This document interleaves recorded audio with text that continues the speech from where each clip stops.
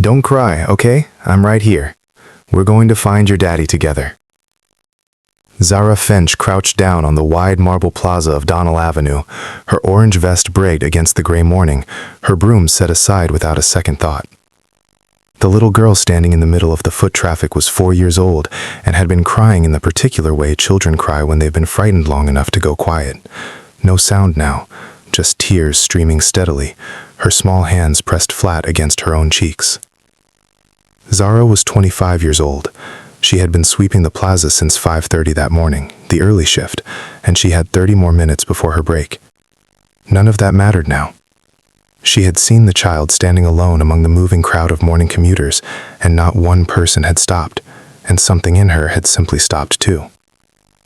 "What's your name, sweetheart?" she asked. The child sniffled. "Rosette." "That's beautiful. I'm Zara." She pulled a small tacket of tissues from her vest pocket. She always carried them, a habit her mother had given her, and gently blotted Rosette's face. "Can you tell me what your daddy looks like?" Rosette thought about this with the focused effort of a child retrieving something important. "He's tall," she said, "and he smells like the good soap." Zara almost smiled. "Okay, that's a good start. Come here." She stood, took Rosette's hand, and moved them both to the low wall beside the fountain, out of the current of people, into a pocket of calm. She sat down, settled Rosette beside her, and called the plaza's security desk from her work phone. While she waited, she talked to Rosette about the pigeons near the fountain, about whether the clouds looked like animals today, about whether Rosette liked orange juice or apple juice in the morning. Rosette, with the resilience of a child who has found a trustworthy adult, began to talk back, about her stuffed rabbit named Captain, about a book she was reading with her daddy about stars, about how her daddy sometimes made breakfast with the wrong spatula and she had to correct him. Zara listened to every word like it was a map she was memorizing. The security officer arrived in 4 minutes, and then, from across the plaza, came the sound of a man's voice, sharp with fear, controlled only barely, calling a name over and over. "Rosette, Rosette." The little girl was off the wall before Zara could react, running across the plaza stones in her small red shoes, and the man caught her and lifted her in one motion and held her against his chest with both arms and closed his eyes and breathed. He was 33 years old, well-dressed in a quiet, understated way, dark hair, slightly disordered from what had clearly been a frantic several minutes. When he opened his eyes, they found Zara immediately, the young woman in the orange vest sitting on the fountain wall, her broom leaned against it, watching them with an expression of simple, uncomplicated relief. He walked to her with Rosette still in his arms. "She was with you," he said. "It wasn't a question." "I found her about 15 minutes ago," Zara said. "She was fine. We talked about pigeons and the wrong spatula." Something crossed his face, gratitude and something more complicated, the specific emotion of a parent who understands exactly what 15 minutes alone in a city can mean. "I turned away for less than a minute," he said. His voice was steady, but his jaw was tight. "She saw the fountain and—" "She's safe," Zara said simply. "That's the whole story." He looked at her for a moment. Then he reached into his jacket pocket, and Zara stood up and said, quietly but clearly, "Please don't." He stopped. "I didn't do it for anything," she said. "She was a little girl alone in a crowd, that's all."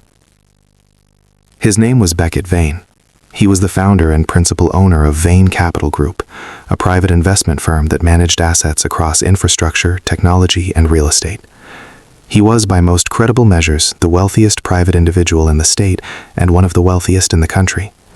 He had learned not to introduce himself this way because it changed every conversation the moment he did, and he had spent enough of his life having those changed conversations to deeply value the ones that weren't. Zara didn't know who he was.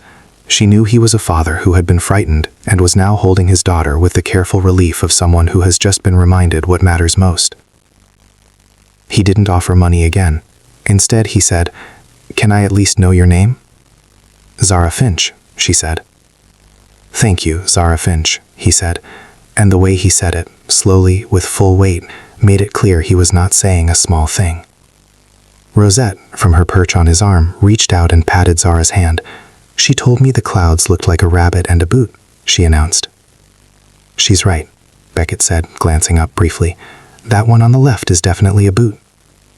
Zara smiled, a real one, unhurried, and then she picked up her broom and went back to work.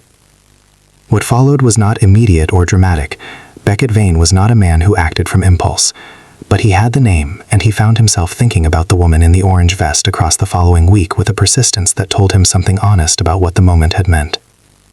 He had his assistant make a quiet inquiry, not invasive, simply professional. Zara Finch, 25, municipal street maintenance, on a waiting list for a facilities operations apprenticeship program that would qualify her for supervisory roles, but the program had a funding gap and placements had been frozen for 8 months. Beckett called the city's Workforce Infrastructure Fund, a public-private partnership his firm had helped establish 2 years ago, and directed the next available apprenticeship funding allocation toward the frozen program. 12 placements opened within 3 weeks. Zara was first on the list. She received the acceptance letter on a Thursday morning and stood on the plaza reading it twice, her broom in her hand, the fountain catching the early light behind her. She didn't know what had moved. She assumed the funding had simply come through. She accepted with the quiet, focused gratitude of someone who has been waiting for a door to open and has never once stopped standing at it. 6 months later, she was in her second rotation of the apprenticeship program when she attended a city infrastructure briefing and the keynote speaker was introduced. She recognized him before they finished saying his name. Not from news coverage, from a plaza on a gray morning, and the way he had held his daughter, and the way he'd say her name like it was worth saying carefully. He recognized her the same instant, and across the room something passed between them, acknowledgement, warmth, the particular recognition of two people who met once in an unremarkable moment and found it was more durable than they expected. After the briefing, he walked over. Rosette, he said, still talked about the clouds in the boot. She asked about Zara regularly. He had told her that some people in the world were simply good without needing a reason, and that Zara was one of them, and that Rosette should try to be one too when she grew up. Zara looked at him. You had something to do with the apprenticeship program. The city funded it, he said. She waited. I helped direct where it went, he said quietly. She was still for a moment. Then, I told you not to. You told me not to offer money, he said. This wasn't money. This was a door that should already have been open. A pause. I just made sure it opened. She held his gaze for a long moment. Then she said, Rosette told me her daddy makes breakfast with the wrong spatula. He smiled. Slow and genuine, the smile of a man who has been reminded, again, that the best conversations don't start where he expects. She corrects me every single morning. Good, Zara said. She sounds like someone who knows what matters. Kindness has no uniform. It wears an orange vest on a gray morning and sets down its broom without hesitation and crouches to the level of a frightened child and says, I'm right here. We'll find him together. It asks for nothing. It expects nothing. And in doing so, it becomes the kind of thing that stays. In a father's memory, in a daughter's stories about clouds, in a door that opens when it finally should. Be the person who stops, every time. That is enough. It is always enough.